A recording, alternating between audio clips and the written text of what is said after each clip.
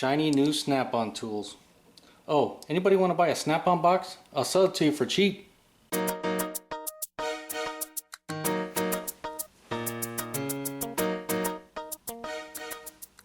Well, I've been tool binging again, so let's get right into it. Let's see what I got. Alright, up first, we got this hole saw kit from Milwaukee. This is the hole dozer, as you can see. Model 49-22-4025. 13-piece bimetal hole saw kit. Made in the US. Puts holes through all kinds of material. Comes with a nice assortment of hole saw sizes. 3/4, 7/8, 1 1/8, 1 3/8, 1 1/2, 1 3/4, 2, 2 1/8, and 2 1/2. It's definitely a decent size. And then, from what I saw, you can buy even more if you need more, and just buy the individual pieces. And just looking at the case, this thing's very well made. Very well made. This thing feels like a tank. Feels like you could throw it down the driveway and wouldn't do any harm to it. See what we got here. Allen key, all the hole sizes. A couple of different drill bit sizes. Looks like this one's for the smaller ones.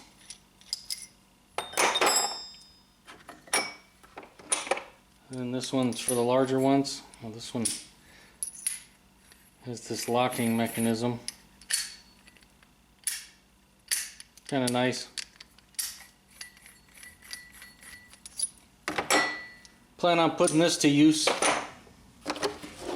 Alright, see what else we got. Alright, up next we got this 3-piece socket cap set from Craftsman. Model number 43303. It should come with a 1/4 inch, 3/8, and 1/2 inch versions. Basically, you just put these on put a socket on, put a wrench on, and allows you to get in tighter areas. See what it looks like with them on there. And so you can see these come with ball detents, and then you just put your socket on one end, like that. And then you can take your wrench. In this case, these are SAE sizes, but like this spline drive will fit it, this 14. And it allows you to make a pretty short, shallow ratchet if you need to get in the tight spots. You won't have to use these very often, but it's certainly nice when you need to. And it's nice because with the detent, they stay in there. That's a pretty nice feature. And of course, the 1/4 inch and the 1/2 inch work the same way. Just allows you to get in tighter areas. Where was this made? Did I say? Made in China, of course. Craftsman, made in China now. Up next, we got this 1/4 inch bit holder. This was made by Proto. It doesn't say, but I believe it was made in the US. Part number J6925. Let's take it out and see what we got here.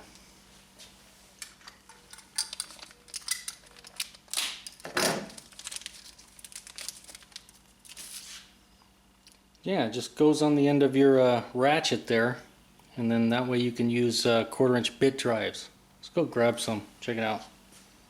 Now, I already had one of these, but it was a 3/8 inch version. This one's from Sunex, and it has a little, I don't know if you can see it, it has a ball detent in there.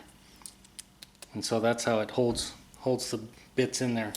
This is just a Torx bit, standard Torx bit. So I wanted one that I could use with a 1/4 inch ratchet, especially my new Milwaukee cordless ratchet. And so this one, it doesn't have a detent ball, but it has a little ring in there, a friction ring.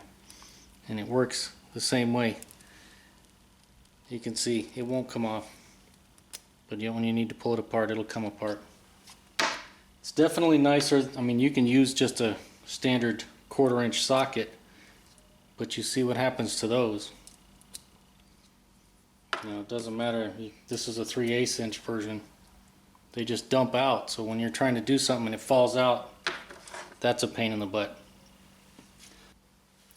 And next, we got the GearWrench 6-piece metric flexible flare nut wrench set. This is the model 81911D, and it looks like it comes with 9mm all the way up to 21, but it skips 20. And this is made in China. Yeah, let's get it open.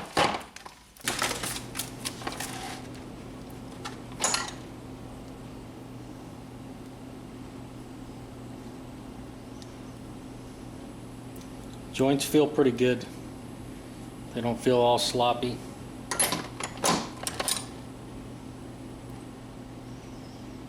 Definitely nice to have a set of flare wrenches that flex when you got to get into tight areas and you don't necessarily want to use a crow's foot.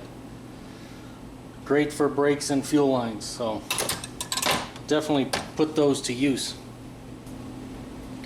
And just for comparison, here's a normal set of flare wrenches from GearWrench. Here's the 15, 17. This one, same exact sizes, 9 through 21 as this one. And here's the 15 and the 17. You can see the difference in length. That's good and bad. It gives you leverage, but can also be problematic in tight areas. So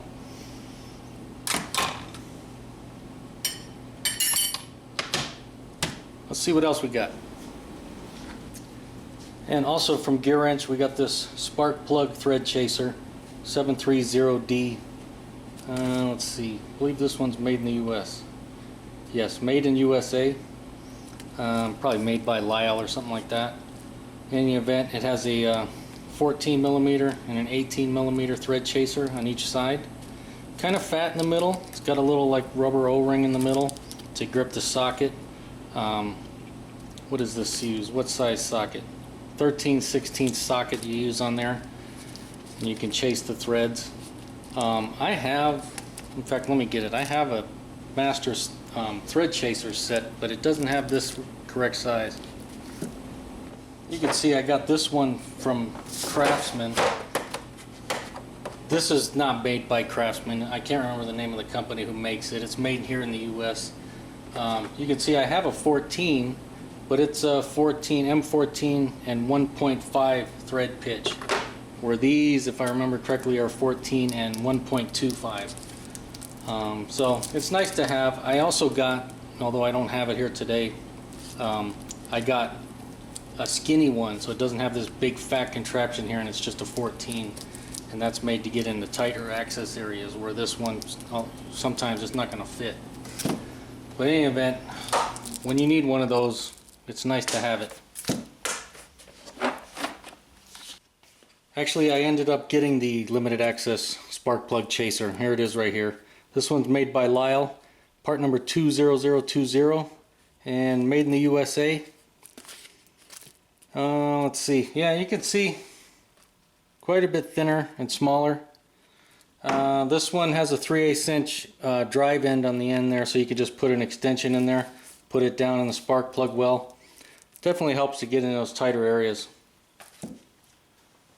And in my last video, if you remember, I got the Neiko long hex bit socket set. Well, I couldn't help myself. I went ahead and bought the matching long Torx bit socket set.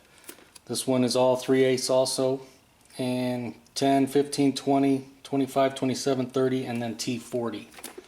Let's see. Where is this one made? I forgot. Made in Taiwan.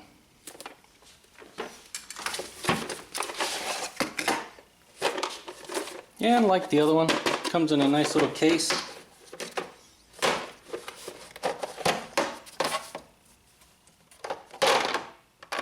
And they pretty much look just like the other ones, only Torx bit set.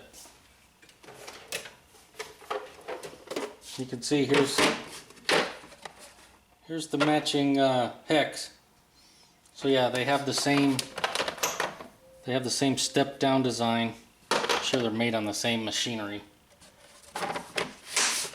Well, we'll see. Time will tell if these things hold up or I break them immediately. And up next, we got this impact socket set from Sunex. This is going to be the model 3660. This is the 3/8 deep swivel.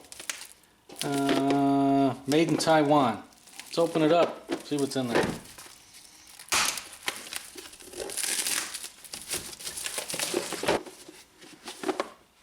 And like the other Sunex cases, it's okay. It'll break if you use it a lot.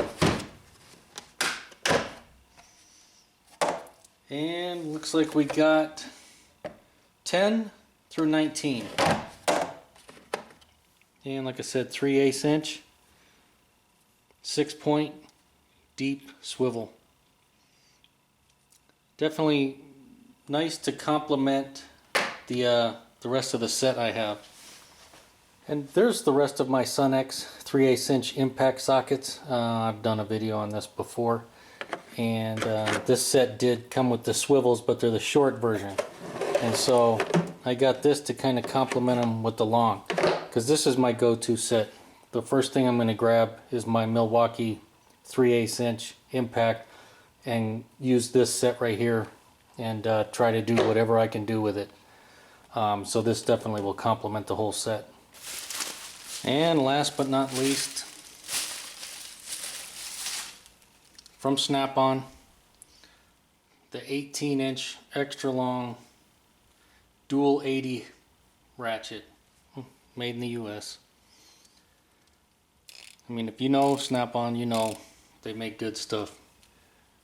Really nothing to say about it other than it's super long and it's 3/8 inch. That's nice when you need to get into tighter spots but you need a lot of leverage. You're going to put a lot of force on there, or maybe it's just way down deep and you need to you can't reach down there but the ratchet can. That's nice to have. Let's compare it to sizes of some other ratchets. Alright, I got a standard length 3/8 inch ratchet here. You can see the length on that. Actually, let's measure it. This should be 18 if I remember correctly. Yeah, 18 inches. And a standard one, it's about 7.5. And then I also have this long 3/8 flexible head from GearWrench. What's this one, like 11 something? Yeah, 11.5. So you can see this one's definitely quite a bit longer. Allows you to put a lot more force on fasteners. You just got to be careful and not break them. There you go. That's my little tool haul of the week. And as always, if you liked the video, don't forget to give it a thumbs up. Thanks for watching.